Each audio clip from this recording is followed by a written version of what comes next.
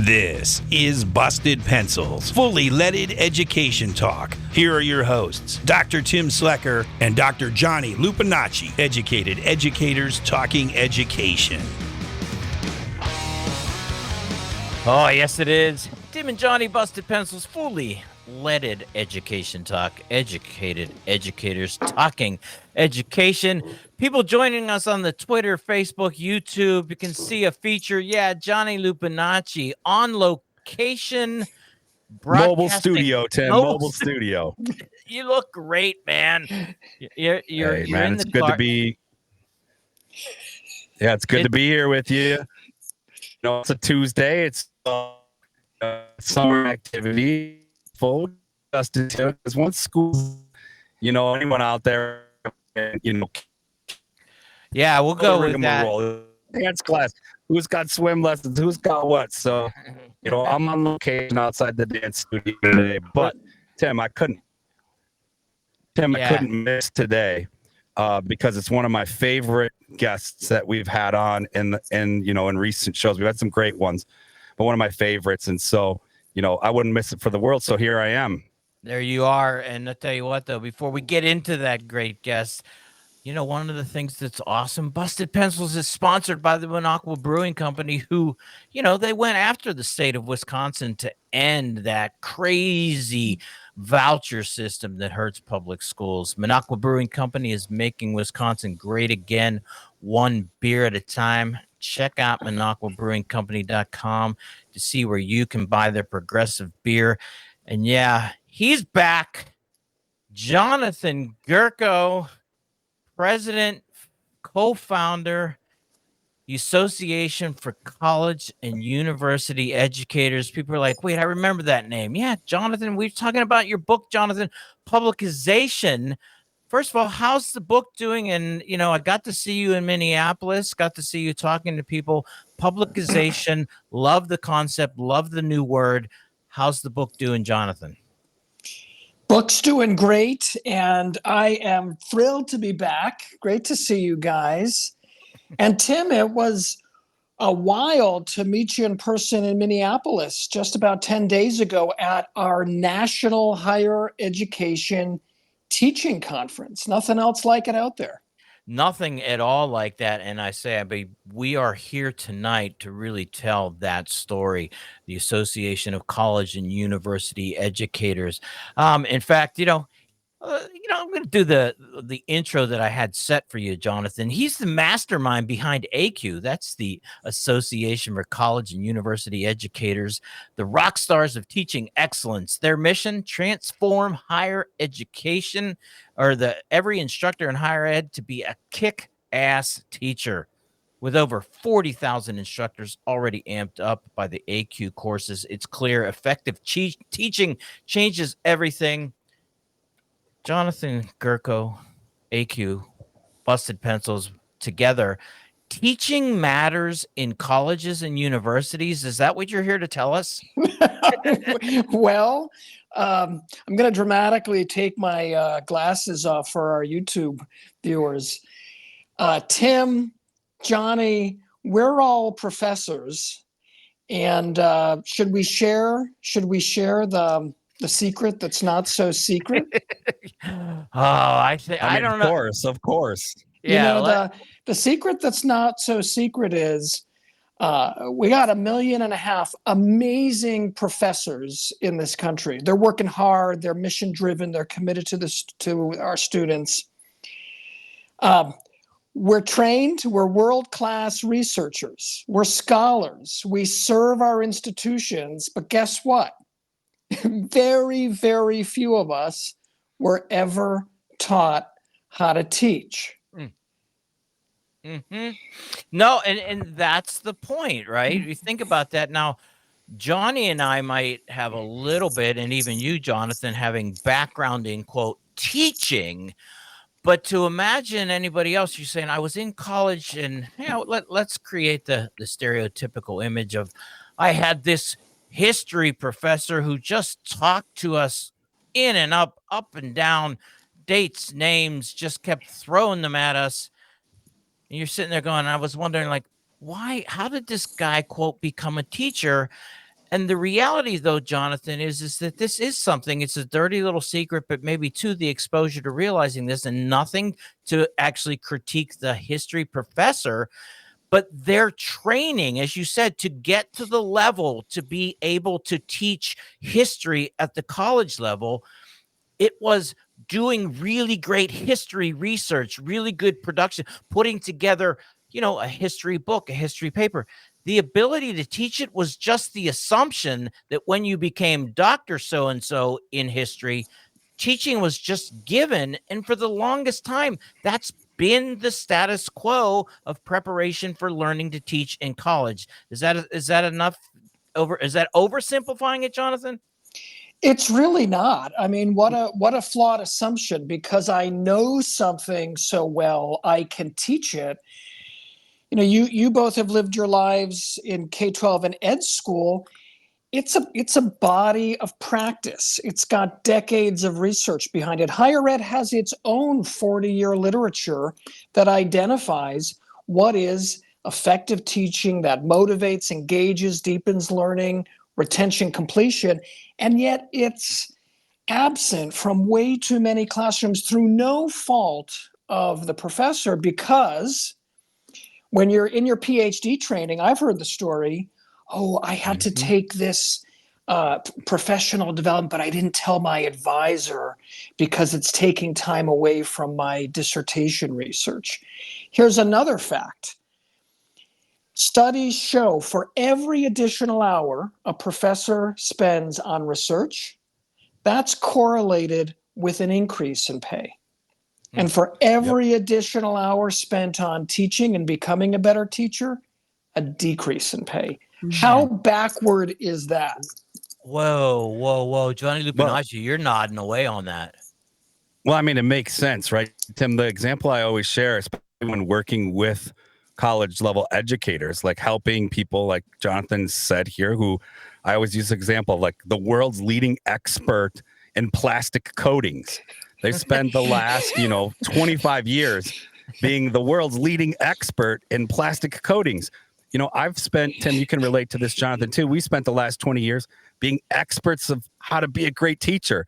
Yeah. So I'm essentially working with someone who's the world's leading expert, now thrown in to the expectation being that they teach Tim like Jonathan, you and I do.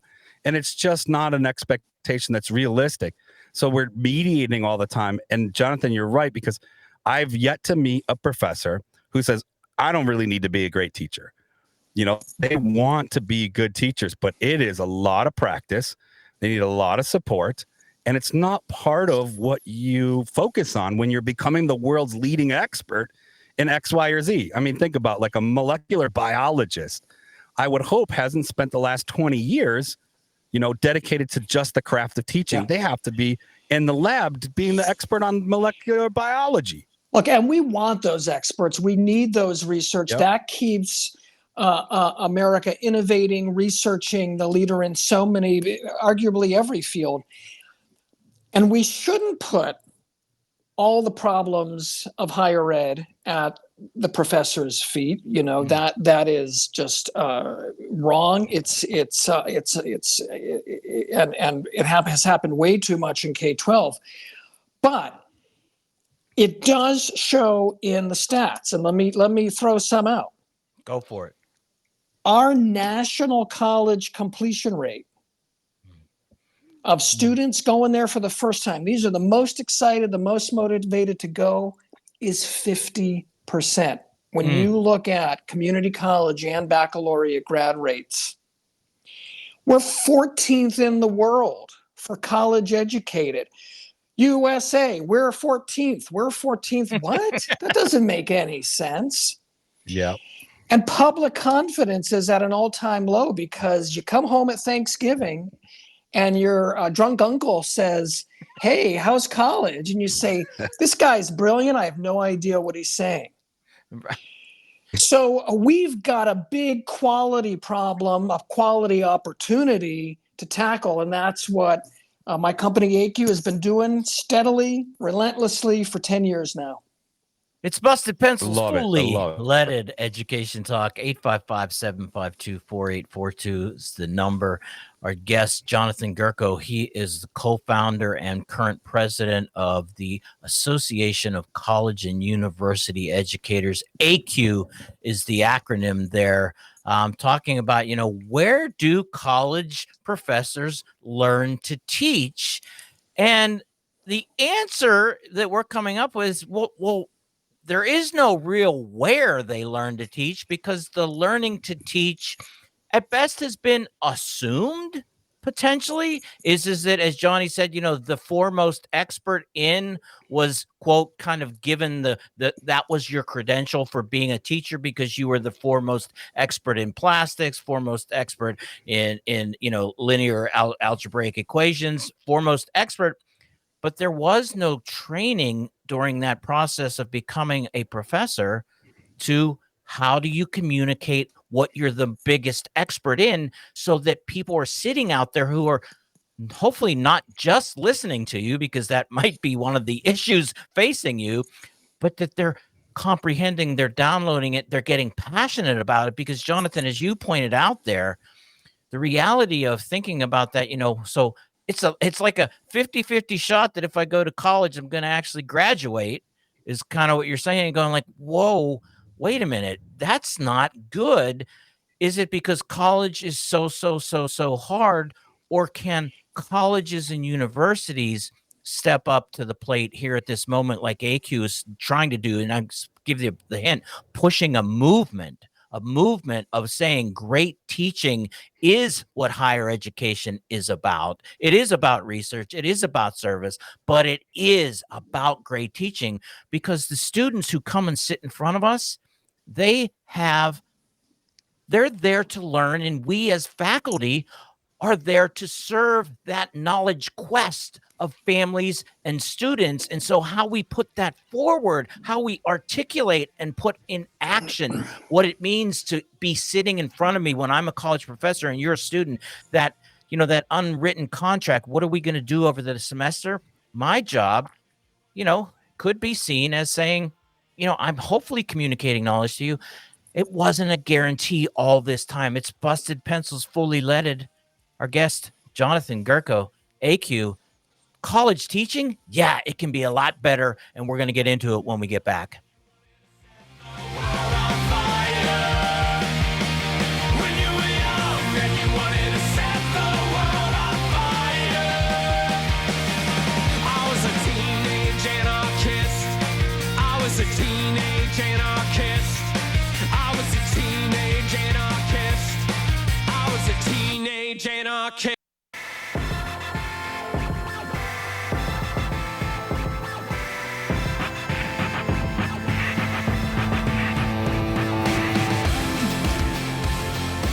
There it is. Busted Pencils, fully leaded education talk. Educated educators talking education. And truly tonight, educated educators talking education. Our guest, Jonathan Gurko, co-founder and current president of the Association for College and University Educators. Yeah, there's an association connected to those who are college professors. They're also educators. They're the ones teaching. Jonathan, ACUE, though, 10 years old only. I think that, in its sense, a young organization. I mean, higher education, the whole idea, the professoriate has been around for a long time. What in the world? 10 years now, a commitment to teaching excellence. Tell us about the founding of ACUE and how that came about. Yeah, well, look, it's no accident that we picked an acronym to just slip our way into the alphabet soup of organizations. Sounds like we were founded by John Dewey. And look, 10 years of a startup, it might as well have been founded by John Dewey 100 years ago. The years it's taken off my life. But let me answer your question, and I love how you ended the last segment about a movement around quality excellence in every class. You turn the clock back 10 years, more than 10 years now, and national completion goals for college come out. We need them for citizenship. We need them to meet the economic need. And this whole student success agenda gets launched across higher ed. But here's the thing, it largely has focused on access, right? Think better placement and trying to get FAFSA right and transfer. Affordability, think of all the debt relief and scholarships and state action on that. And support, think of advising and tutoring and all this out of class support. Well, we looked at the data and we were not as a country on trajectories to meet national goals or to simply do right by the students we enroll in the social contract we make with them. You know, and it was sitting there right in front of our faces. What about the core? What about teaching and learning? Because if today's students do one thing, they drive to campus, they park, they run into class, they get back in their cars, go back to family, jobs, other responsibilities, or they log on, take the online class and log off. So, you know, sometimes I like to call class time as show time as to when we can really make a difference. And it's a lever that's in our control, right? If we can ensure that one thing is the highest quality that it can be, it's the teaching and learning. So this movement, you know, we've been pushing, sometimes up a hill like Sisyphus, has been about adding quality to the higher ed agenda alongside access and affordability. I didn't tell you ACUE story. I'll get to that, but let me get you. You've got a question there. No, I did. As you put that forward there, it's just good for people to hear again. It's just a nice reminder of people going, it's like, oh, wait, college professors learning to teach. What a concept. and you know, and I say not to really make that so light, but to realize that Jonathan, ACUE 10 years ago, the ability to come together and, you know, just remind people, 40,000 professors strong now 10 years later. It sounds to me like the movement has begun. Well, thank you. And you saw a great example of it just last week or so at the National Higher Education Teaching Conference, which, you know, I just thought was motivating and dynamite. When we decided, and you know, blessed by very mission-aligned investors. We're a company, and thank goodness we're a company, because in for a penny, in for a pound, we have not had to, you know, sort of navigate the ups and downs of philanthropy. Mission-aligned investors and advisors like Eduardo Padron, who led Miami-Dade College, the College of Democracy is its nickname, for decades.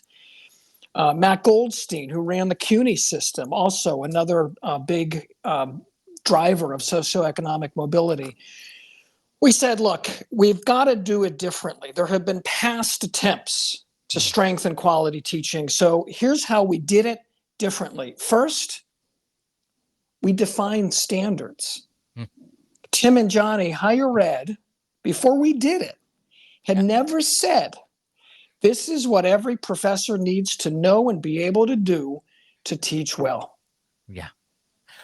So we did it. I mean, we worked with everybody, the experts, a huge lit review to settle on what we call the effective practice framework. You know, 10 years ago, you could say, well, I don't know, is this the right set of competencies? But now 500 institutions and 40,000 professors can't be wrong. They're saying, yeah, this is what I need to know and be able to do.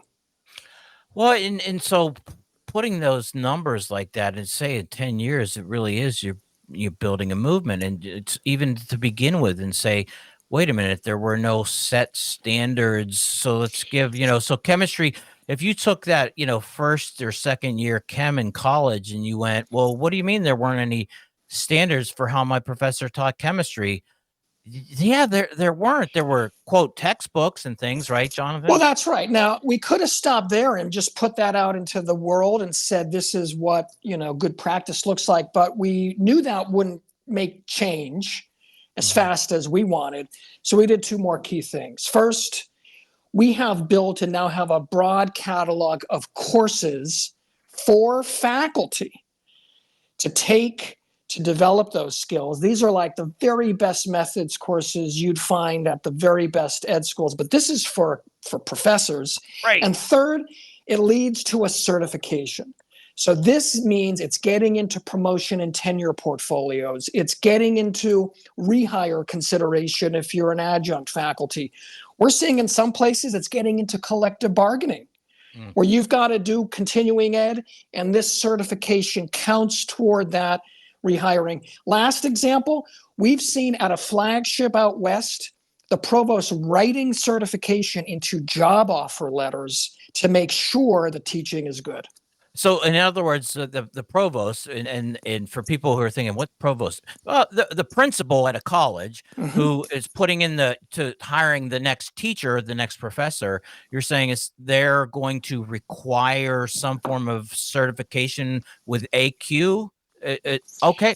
Yeah. That's exactly right. And it so blows our mind coming from our careers or first careers in K-12, where of course you got to be certified. Of course you have to have your training.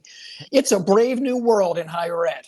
Yeah, and as you said though too, Jonathan, yeah, in K-12 and continuing, right? It's like, oh, I got to continue to get professional development. I got to continue to get professional development. Well, that's what we're talking about here. In a sense, people going, ACUE, I don't get it. No, professional development through courses, through connections that faculty across the country, across the world, actually, can get together and learn to be better teachers. Our guest, Jonathan Gurko, ACUE, 855-752-4842. Man, we got all kind of more questions coming back. Jonathan, though, we're going to think about this. How do we prepare people for democracy, though? And how does good teaching contribute to that? More when we get back.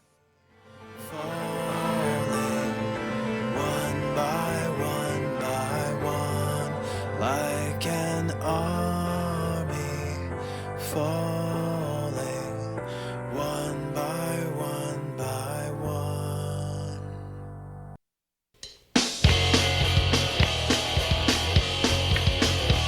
Well, people try to put us talking about my generation. We always do that. We talk about our generations, lots of generations. Busted Pencils, fully leaded education talk.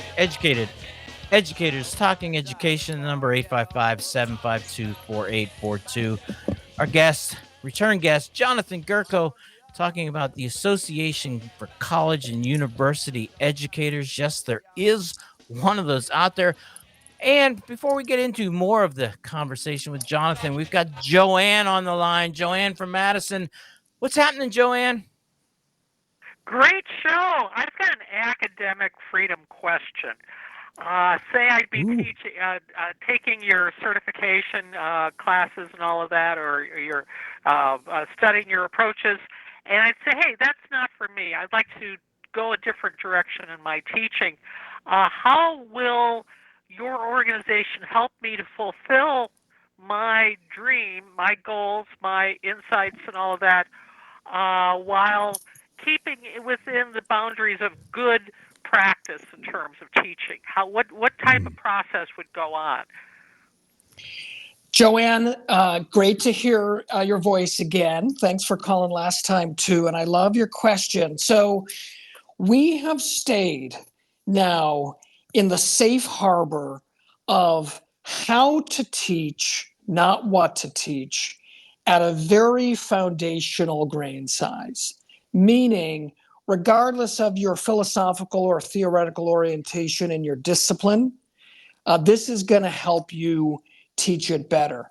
Now, I recognize the more sophisticated the pedagogy, pedagogical content knowledge, theoretical points of view in pedagogy, it gets tricky to stay in that safe harbor, which is why we've stayed at the foundational level. And so far, so good. We maintain a 95% rate of satisfaction and faculty recommending this to peers and finding it relevant and helpful. I mean, I think the only time 95% of faculty agree on something is when it's a vote of no confidence for their president. That's true. So true. So, no, I love this. Hey, Jonathan, Johnny, oh, go. sorry. Can I ask a follow-up to the question Joanne asked? Because I loved hearing this. Jonathan, you talked about the way that teaching gets sophisticated, right? As like the content knowledge gets deeper or maybe more expert level. We learn a lot about like mentoring at that level and different things. So yeah, I was wondering, could you just break that down for our listener a little bit more when you talk about staying at the level of like a grain of sand? Right? Where, like, break that down. What do you like? Do you mean entry level courses, or do you mean like, let's start with the basics of how you can improve your teaching, and then connecting it to, we know you have an expert content level knowledge. Here's how you can teach that better. Do you mean a level of a grain of the content, or of like where you're at with your teaching? The grain size of technique, Johnny, the latter. So more often than I wish, faculty have shared, I never thought about preparing a hierarchy of questions, Bloom's taxonomy. Yeah. I never thought about limiting my own speech and facilitating student-to-student interaction. Think, pair, share. Gosh, I wish that was widely known.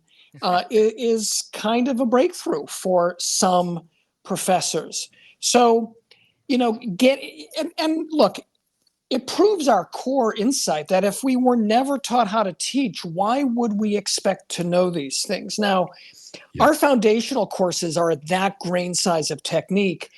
We continue the education with specialty and deeper dives into how to foster a culture of belonging, how to teach with AI, how to embed career guidance and relevance into your course, no matter your subject. And look, I know a big concern of civic media and this show, Democracy. I'm thrilled to share that we just received a major grant from the Arthur Vining Davis Foundation to build modules for faculty on how to promote deliberative dialogue, how to get us talking again in class, not indoctrinating. And I don't think a lot of indoctrination goes on. I think that's a talking point. Right. But what are the technical skills to facilitate deliberative dialogue?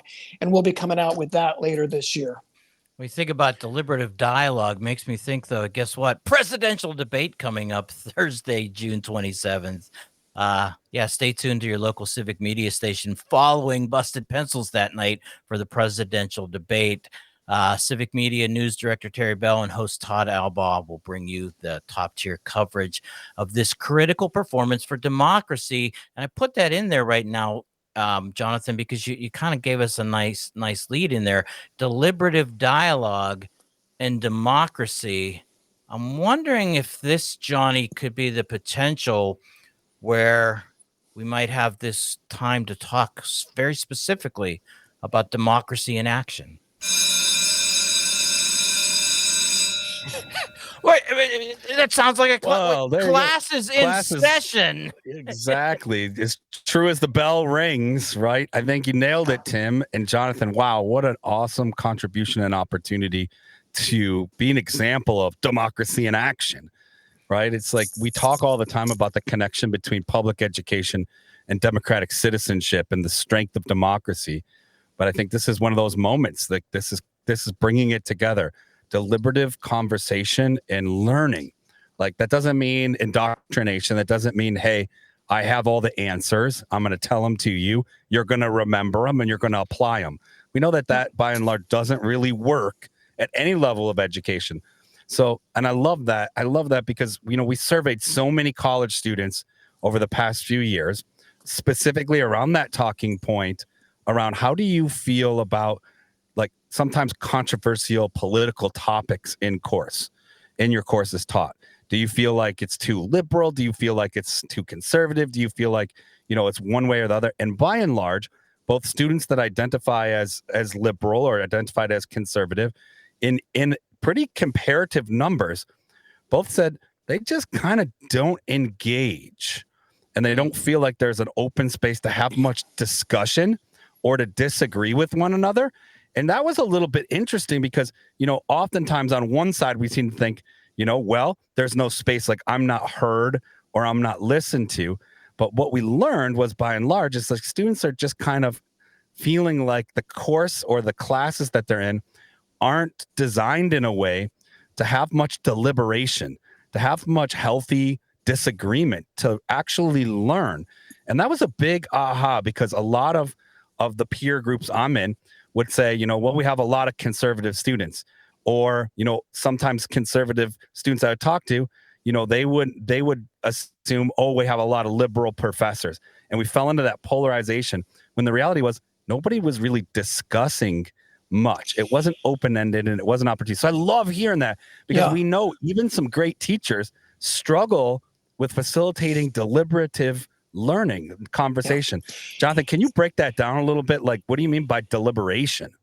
Yeah, well, look, it is so understandable and so human nature. If you're going to get canceled by a peer, like, it's not worth it. I'm just not going to talk. Yep. If I'm going to risk tenure, if I'm going to be on, some kind of watch list, I'm just not going to go there. Yeah. So part of the response is actually developing the skills to be able to facilitate, to create the spaces. It's like John Dewey said, it's our job to help people learn how to think, not what to think. Well, how to think is a question of technique. How to teach in ways, whether it's foundational, like asking more open-ended questions and facilitating dialogue, or going deeper into the norms of discourse such that we can go into the hotter topics.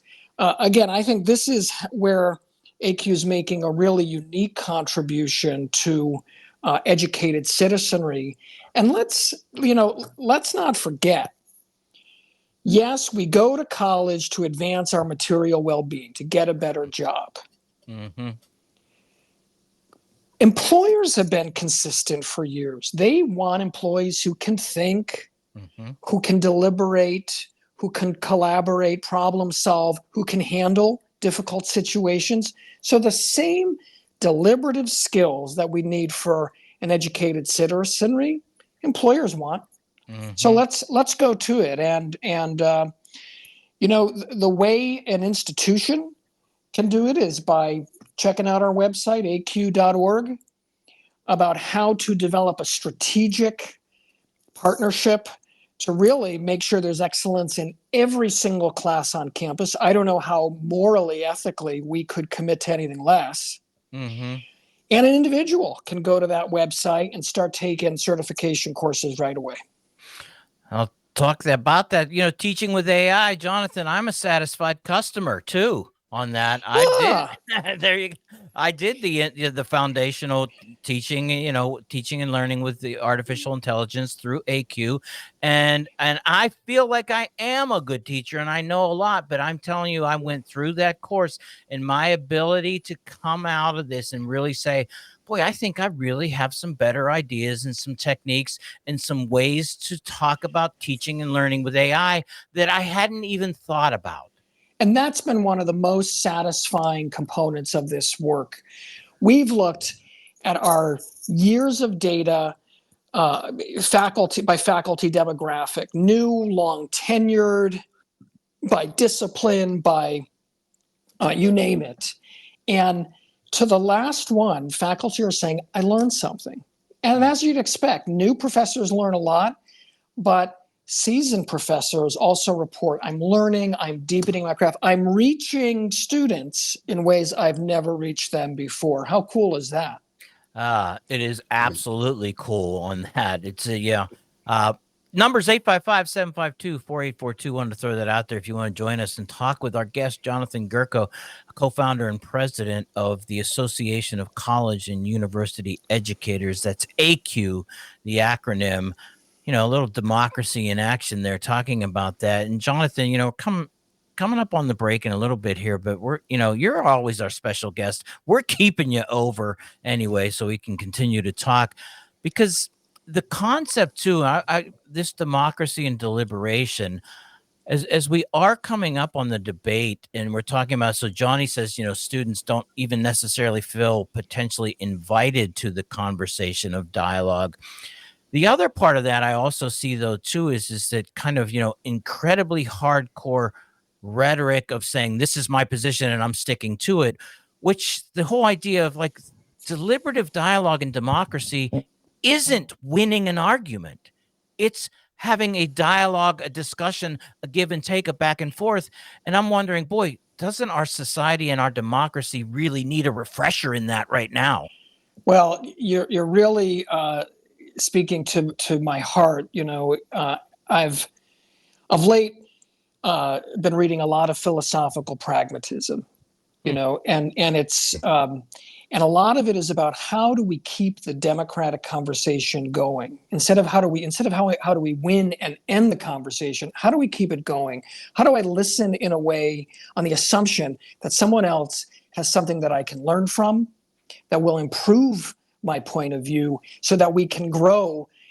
In Richard Rorty's words, the community of unforced agreement. Isn't that a beautiful expression? By consent, by growing that community. To me, that's the democratic project. It absolutely is. Busted Pencils fully leaded education talk, educated educators talking education. Yeah, if you're on Facebook, you're on Twitter, if you're on YouTube, you're like, Johnny's in his car. He is. That's the dedication that we bring to the show.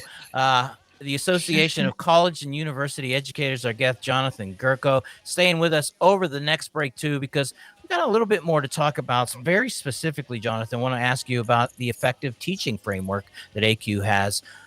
More effective teaching in college? Yeah, Busted Pencils. That's what we do here every night. And in fact, we're going to do it when we get back.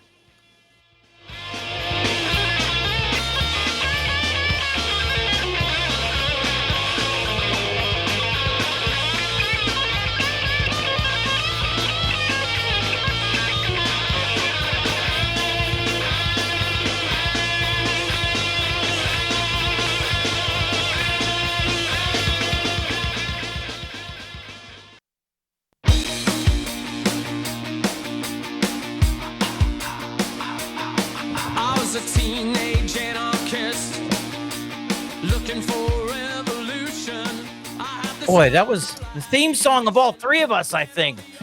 Busted Pencils, Educated Educators, Teenage Anarchists, Johnny Lupinacci, Dr. Tim Slecker, and Jonathan Gurko, the Association of College and University Educators, ACUE. Got you laughing there a little bit, Jonathan, on that. You weren't a teenage anarchist? Okay.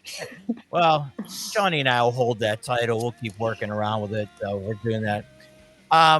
So Jonathan, there we go. It's coming in. Couldn't get enough Encore. of it. Yeah, couldn't get enough of it. We're talking so much great going on with ACUE. The whole idea of elevating college teaching to a movement, to say we've got a lot of, people out there we can serve so well. When you put this together, though, too, there's ACUE's effective teaching practice framework, and you talk about student persistence and retention in higher education. And I think those are so key to talking about the kind of anger and distrust towards higher education. If students just persisted longer and graduated more often, and the connection to then ACUE's effective teaching practice framework, how does that all work together? Yeah, so the framework itself is 25 core competencies, is steeped in the literature, backed by hundreds of citations and a decades-long scholarship of teaching and learning literature. So we know these are the right practices to help professors develop. We have also spent years studying our own impact. What is the impact of ACUE certified professors?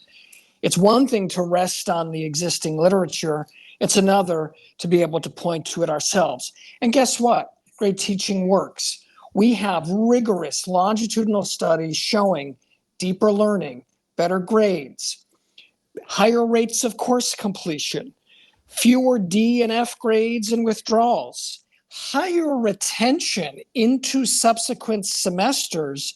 And as soon as you got a retention figure, what we've done is be able to compute conservative return on investment. So invest in your professors, invest in teaching, and guess what? It advances your mission, teaching and learning. It's also good for your economics of your institution. But here's the rub, guys. It can't all be on the professors. If you're listening and you're a professor, it's got to be an administrator, a provost, a vice president of faculty affairs who says, this has to be a strategic initiative. A, because it's the right thing to do. B, because we're going to see all of these good benefits as confirmed in the research, meta-analyses we've done of all of our research. And so, like you saw last week, Tim, at the conference, this is about activating champions who have agency to voice the need for this with their department chair, their dean, to make the formal time for it, to reward it, to recognize it. Otherwise, we're still in that situation of, I want to do this, I should do this, but everything is pulling me in the direction of research. That's not going to be transformative, which is why administrators are so key to growing this issue. Oh, yeah. Jonathan, And I think just a about quick question yeah, here, because, Johnny, go. Yeah, man, I'm interested in this. I mean, I'm a, and even with being an educator myself, there's always improvement, especially looking at, how millennials and Zers, learn, and it's different even than we had in the past, engagement from our students. And so being a learner that leads learners is always a good thing. Nuts and bolts, Jonathan. So like, what kind of, how much, like, if I talk to my peers or even myself, how much time and what's the process here for us to think? So there's how do we engage in this learning? Different pathways. If you want to take a nibble, if you want to get certified, if you want to take your time, there are the self-paced courses, what we call short courses, like Tim took on AI. You can begin an 8-week experience. Those 8-week experiences stack up to full certification. We have some provosts and presidents enrolling their faculty in year-long certification courses. What you can do, Johnny, is help decrease the fear of faculty. A lot of presidents and provosts are afraid to touch this as some third rail, but guess what? Professors want to be better teachers. So let's just bust that myth here on Busted Pencils and start getting professors the support they want that, guess what, works really well for students. Yeah, that's awesome, Jonathan. I love it, man. You know what else, Tim, I love? And we'll get back to this because, Jonathan, I want to be able to have our listeners have an opportunity to know, again, where they can find this information, because I know I'm interested, but I have a direct line to you and our listeners. You got a direct line to Jonathan, too. You can either contact us at Busted Pencils, you can call in, or you can go to the ACUE website. www.acue.org. acue.org. That's where it all starts. Listener, this isn't even like a planned infomercial. This is educated educators here thinking like, my wheels are spinning. I'm like, man, there's always room to be a better teacher, right? And so where can I learn to be a better teacher? And, I can go to ACUE, and that's really great. I can also go grab a beer at Minocqua Brewing Company if I'm in Madison, or if I'm not in Madison, I can visit, progressivebeer.com and get a Minocqua brew. I can order it delivered to me unless I live in Idaho. But, there's a way that you can connect with great beer. There's a way you can connect with great learning. There's a way you can tune in every night. Listen to us on Busted Pencils. Join the conversation. You can give us a call, 855-752-4842, and be part of, like Jonathan said, busting pencils and busting those myths. It's, we're building the movement, Jonathan. Man, appreciate you coming in and truly, busting pencils, as you said, building the movement. ACUE. What's that? Just give that web address one more time. Sure. It's www.ACUE, which is the acronym for Association of College and University Educators, acue.org. And there's all different ways to start there. If you're looking as an institutional leader wanting to make an institutional partnership or an individual wanting to get started. There it is. Great guest, great conversation. Jonathan Gerko, man. Truly. Thanks for busting pencils again. Johnny and Tim, tomorrow night, Educators Amplified. Yeah, we'll be back. Teacher Hallie and Teacher Joanna. Everybody else, have a good night. See you all tomorrow.